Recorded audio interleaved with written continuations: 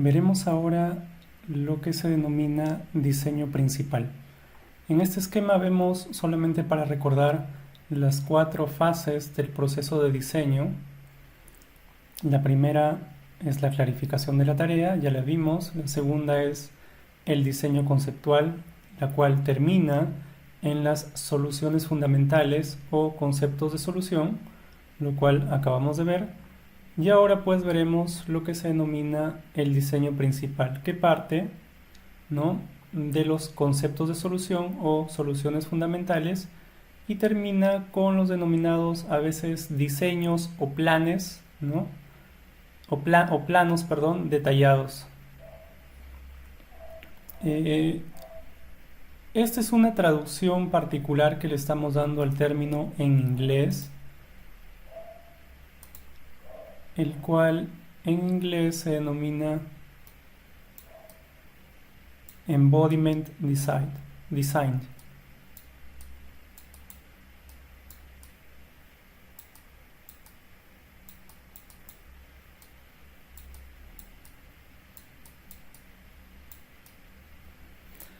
Una traducción quizá más certera a lo que se pretende decir en inglés podría ser diseño de encuerpamiento, diseño de integración, ¿no? O a veces también se traduce como diseño de conjunto.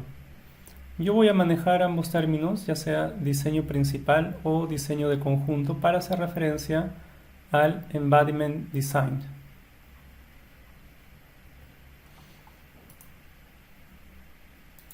¿Qué cosa es el diseño principal?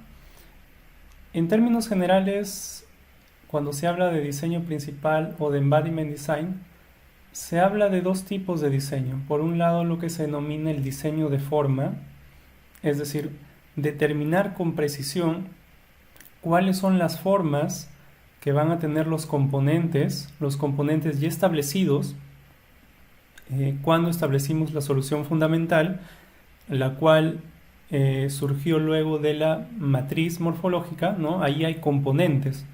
Entonces estamos hablando de esos componentes. El diseño de forma ve o establece, ¿no?, o es el proceso por el cual nosotros definimos las formas de esos componentes y los materiales, ¿no? En muchos casos, pues esas formas y materiales ya están más o menos determinados cuando hemos escogido los componentes, pero lo que queremos acá es precisarlos, ¿no? Precisar formas y materiales de los componentes. Eso por un lado. Y por otro lado está lo que se denomina el diseño de disposición, ¿no? Como su nombre lo indica, tiene que ver con la disposición espacial de los componentes dentro de la máquina o dentro del producto. Es decir, cómo van a estar ubicados, uno en relación al otro, qué distancias van a haber, correcto, etcétera. A eso se le denomina diseño de disposición. Entonces, por un lado, el diseño de forma ve las formas y materiales de cada componente por separado, y por otro lado, el diseño de disposición ve la ubicación o disposición espacial de los componentes dentro de la máquina, producto o dispositivo. En términos generales, para desarrollar el diseño principal, nos basamos en el producto de la anterior fase de diseño, que es justamente la solución fundamental, y de la lista de requerimientos. En términos generales también, lo que vamos a obtener nosotros es lo que a veces se denomina una descripción técnica del producto. Que en términos específicos, por ejemplo, en algunas máquinas con un componente mecánico alto, esa descripción técnica del producto son básicamente planos o modelos CAD. En nuestro caso, en el caso de un sistema mecatrónico, la descripción técnica del producto involucra no solamente planos y modelos CAD, ¿no?, planos de elementos mecánicos o modelos CAD de elementos mecánicos, sino también planos eléctricos, diagramas de circuitos, algoritmos, código, entre otros.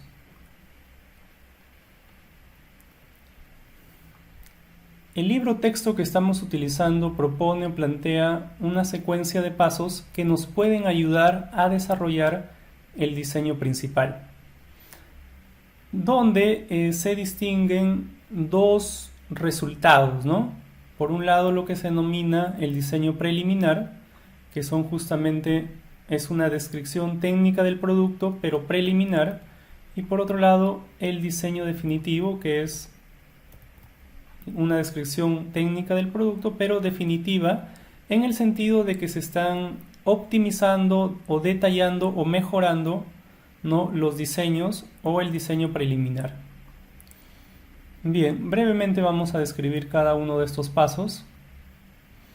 El primer paso dice desarrollar diseños de forma y disposición preliminares para los componentes de las funciones principales.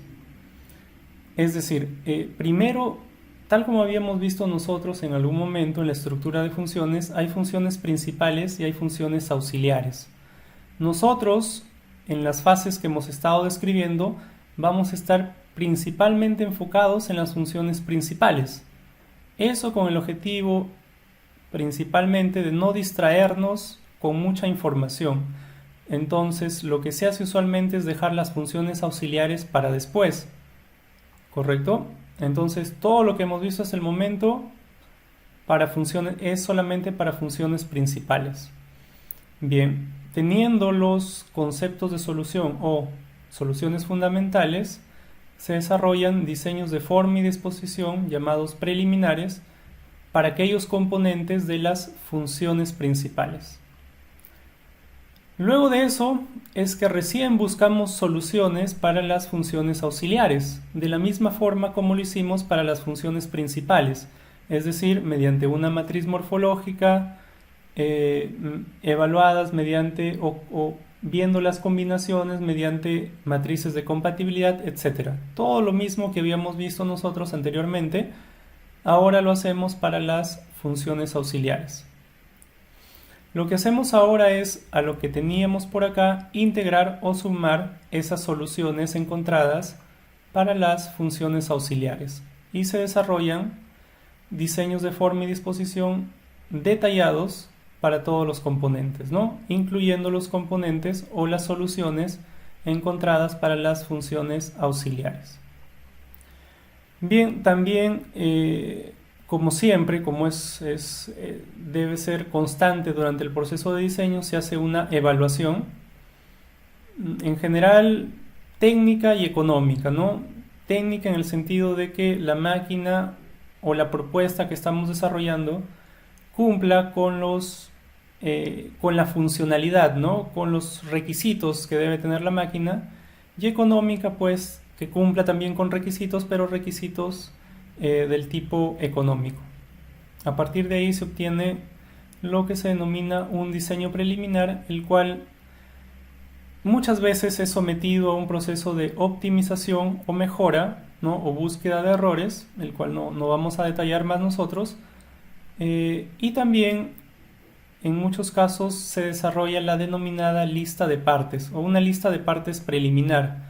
¿Por qué preliminar? Porque luego en la siguiente fase de diseño, que es el diseño de detalle, ya esto de acá se va a constituir en una lista de partes definitiva.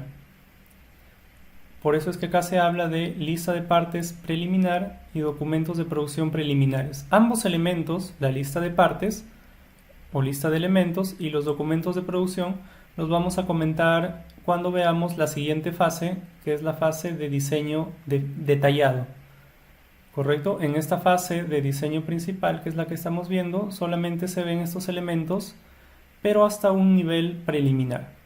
Bien, luego de eso es que ya se obtiene lo que se denomina el diseño definitivo.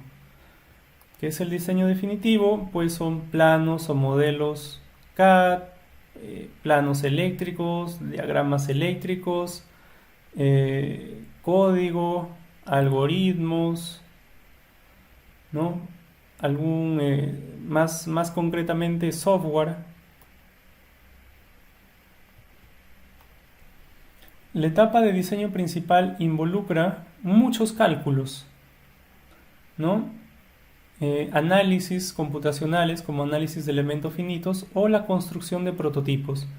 Esta etapa no es una etapa sencilla, es una etapa muy compleja donde se hacen muchos cálculos, se analizan, por ejemplo, la resistencia mecánica de algunos elementos que se están diseñando, ¿no? Para determinar de repente con precisión algunas dimensiones o algún dimensionamiento de los componentes. Para desarrollar el paso 1, este paso de acá, es útil identificar los requerimientos que influyen directamente en el diseño principal. Por ejemplo, los relacionados con tamaños, movimientos, posiciones, materiales, etc.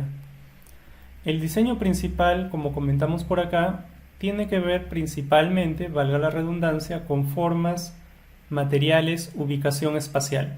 Entonces, tal como planteamos por acá, vamos a valernos de la lista de requerimientos, pero esa lista de requerimientos contiene requerimientos de todo tipo, ¿no? No solamente los relacionados con forma, materiales, disposición, tamaños, etcétera, ¿no? Sino requerimientos de otro tipo, los cuales en esta etapa debemos dejar de lado.